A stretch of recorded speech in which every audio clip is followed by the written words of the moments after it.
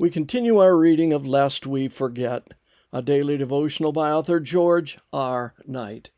Today's reading, December 19, The Meaning of It All.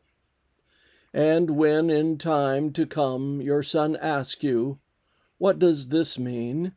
you shall say to him, "By strength of hand the Lord brought us out of Egypt." Exodus 13:14. And what does it mean? That was the question of the Jewish Passover, with its strange meal and the sprinkling of blood on the doorposts.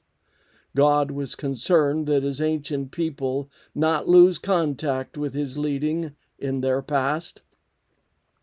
The same God rules today, and we have nothing to fear for the future, except we forget the way the Lord has led us and his teaching in our past history.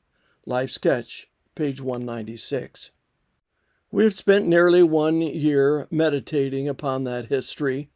So far, we have seen Adventism birthed by the movement of William Miller, struggling to find an identity in the post-1844 period, flexing its youthful muscles in the 1850s through the 1870s, transformed and reoriented by the 1888 message, and advancing on into maturity in the 20th century.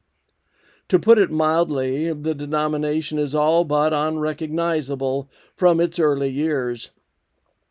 In fact, even the past 60 years have reshaped it in ways that the leaders of the 1940s could hardly have envisioned. And the coming decades will undoubtedly do the same, probably even more so. From a handful of scattered believers with no structure of institutions, Seventh-day Adventism has become a worldwide church of some 16 million people with an accelerating growth curve.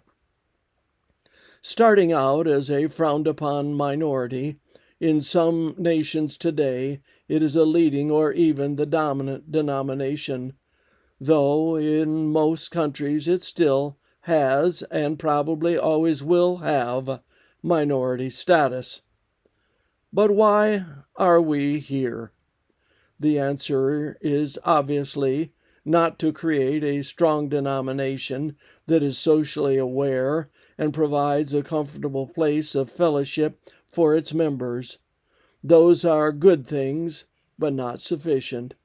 The reason Adventism exists is to prepare people for a better world and to prepare God's final messages to the world before the second advent.